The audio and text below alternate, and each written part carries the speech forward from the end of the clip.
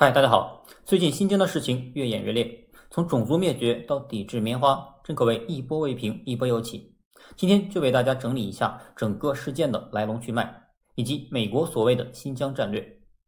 所谓新疆的种族灭绝，起因来自于近期爆红的这位德国人阿德里安·曾兹。1974年出生，他还有一个中文名叫做郑国恩。目前在华盛顿 DC 共产主义受难者纪念基金会任中国问题资深研究员。这个基金会什么来头？是1993年克林顿政府时期专门成立的一个以反共和人权为目的的非营利性组织。而那时苏共已经垮台，很明显他的目标只有一个，那就是中国。注意，郑国恩还是德国一所神学院的讲师，是一个极右翼的 Christian Fundamentalist 基督教原教旨主义者。这又是什么呢？原教旨主义者认为圣经是神圣不可侵犯的，里面每一个字都绝对无误，而且痛恨同性恋和性别平等。郑国恩曾经说，他跟耶稣有过不可名状的 personal relationship 私人关系，到底什么关系他没说，但这听着怎么感觉跟100多年前上帝的二儿子洪秀全有些像。而且他还说，之所以对新疆的少数民族感兴趣，是因为受到了上帝的指引。总的来说，神神叨叨的。那他到底有多神呢？郑国恩对于新疆的研究是自2016年，但时至今日，他却没有一次踏足过新疆。研究素材多来自于网上 Google， 但这能靠谱吗？中国人都知道4大名著之一的小说《三国演义》，罗贯中将诸葛亮描绘为足不出户便知3分天下的神人。那与耶稣基督有过私人关系的郑国恩又有何不可呢？我们接下来就看一下他到底都研究出了什么。2018年，这位德国人在詹姆斯敦基金会上发表了一篇报告，预估新疆再教育营关押的维吾尔人总数大概为10至100万人之多，而他的依据仅仅来自中国政府的招标文件和预算。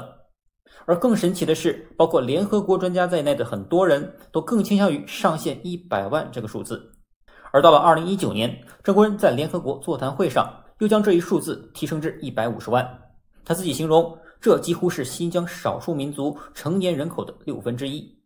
随即于7月5日在推特上发表了一篇名为《中国在新疆展开亲子分离运动证据》的文章，里面洋洋洒洒几万字，通过很多间接的统计数字，再与自己的臆测交织在一起，给人一种证据确凿且有所本的假象。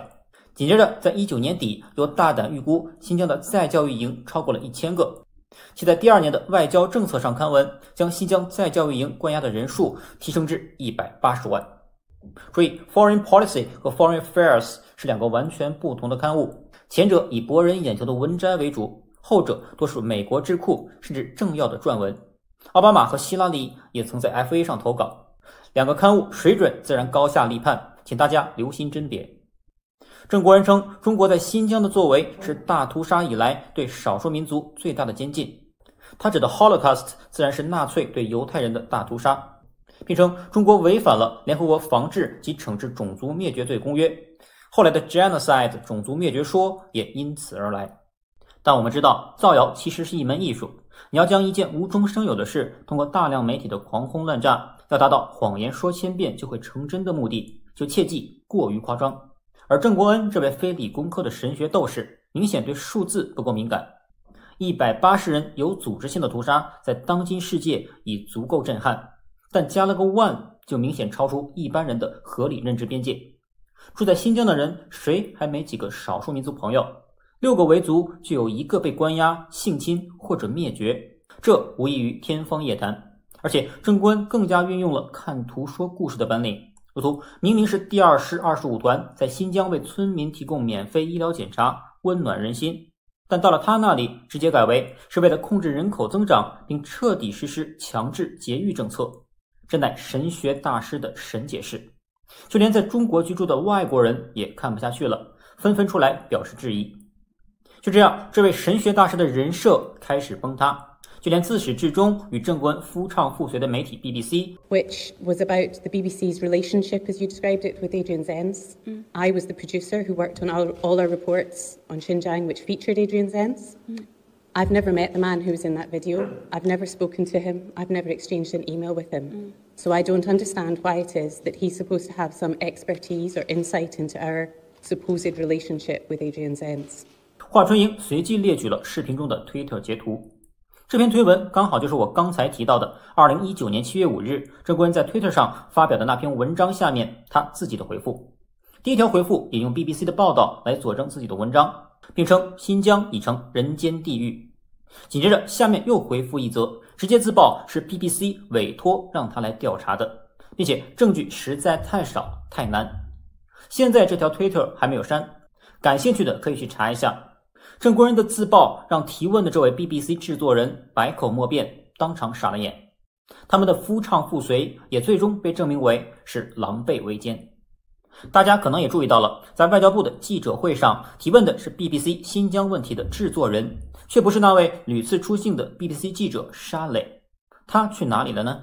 原来由于近期 BBC 的持续造谣，使得新疆很多维吾尔族同胞将他一纸诉状告上了法庭。而沙磊觅得消息后，以迅雷不及掩耳盗铃之势，带着家眷鼠窜至台湾，这个反华媒体 CIA 间谍在大中华地区最后的堡垒。看来沙磊的工作是换定了，大家不妨留意一下他在 LinkedIn 上的履历更新。而有关部门可以关注一下沙磊未来在台湾与哪些组织或者个人有过密切接触，以便统一之后一网打尽。好，说完了郑国恩和 BBC， 近期还有一段比较火的视频，就是美国陆军上校劳伦斯·维尔克森在2018年8月在罗恩保罗研究所华盛顿会议上的一段演讲，里面提到了美国入侵阿富汗的真正战略目的之一，实际上是为了围堵中国和祸乱新疆。We're in Afghanistan. It has nothing to do with Kabul and state building, nothing to do with fighting the Taliban or proving that we can reconcile with the Taliban, and nothing to do with fighting any terrorist group. It's because there are 20 million Uyghurs, and they don't like Han Chinese.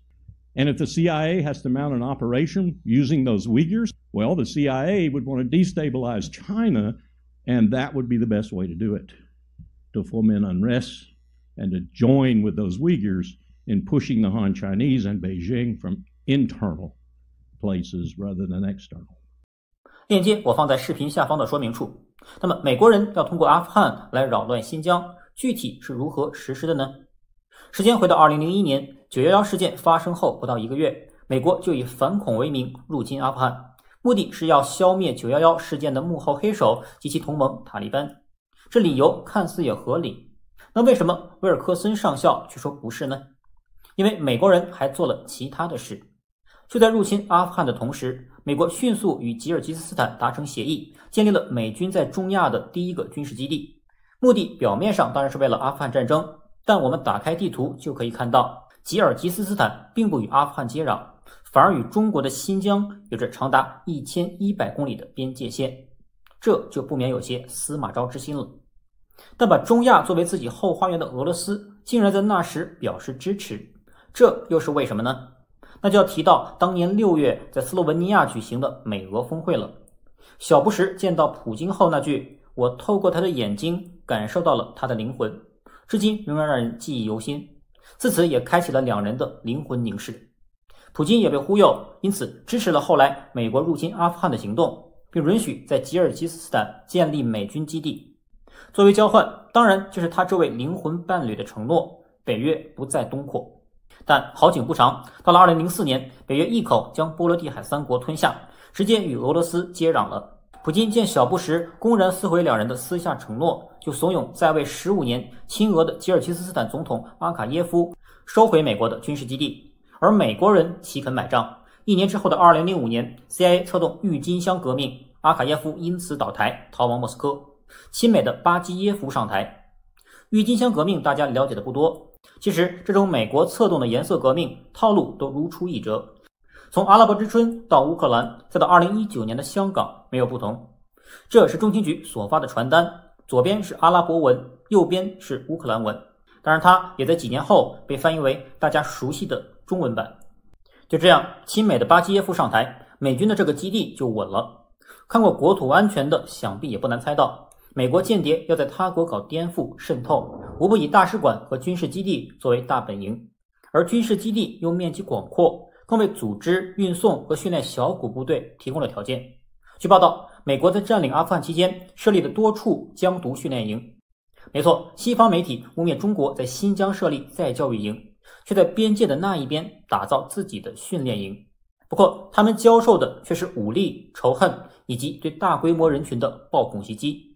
而这些疆独恐怖分子学成之后，便会化整为零，消失在人群中，沿着中极这条1100公里的边界线进入新疆。于是有了后来2009年的新疆7·5事件。当然，极国境内的这个美军基地起到了不可名状的作用。中国不喜欢，俄罗斯自然更不喜欢。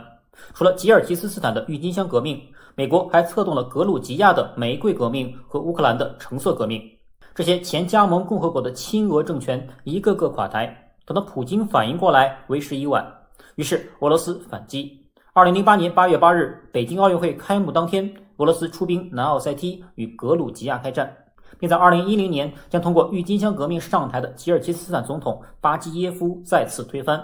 新总统随即与美国谈判，最终于2013年美军在中亚唯一的军事基地正式关闭。美国在中亚失去了这个支点后，要扰乱新疆，自然就要另辟蹊径，以阿富汗为基地继续进行颠覆和渗透。但好死不死，2016年换上来的总统特朗普是个生意人，认为在阿富汗这个鸟不拉屎的地方继续扔钱搞颠覆，既不划算又太慢，直接跟中国抢多方便啊！于是中美贸易战开打，美国有计划性的开始从阿富汗撤军，并签下协议，在2021年5月1日前全部撤出。但贸易战开打至今，关税加的是不少，但中美贸易不降反升，去年11月更创下了30年来的最大顺差。特朗普也在新冠疫情处理不当等诸多因素下败选下台。这是去年10月25日拜登民调遥遥领先时，美国在其控制的《经济学人》上发表的文章《维吾尔人的折磨》，标志着新政府将对中矛头再次转向新疆。而阿富汗的撤军当然不会再继续了，因为一旦撤军，美国势力将彻底退出中亚，中国的一带一路将在中亚畅通无阻，而贝尔克森上校所说的针对伊朗、巴基斯坦和中国的美国亚洲战略也将不复存在。所以新疆成了最近的众矢之的。尽管郑国恩一度成为媒体的新宠儿，但其拙劣的拼凑证据手法实在经不起推敲。为了配合，于是有了 BCI 禁用新疆棉事件。为什么选棉花呢？中国人习惯于以史鉴今，美国人同样如此，因此他们翻开了自己的上下200年，惊喜地从中找到了一丝关联。就在19世纪南北战争前夕，美国南方900万人口中就有400万黑奴，而他们中去采摘棉花的是多少？大家知道吗？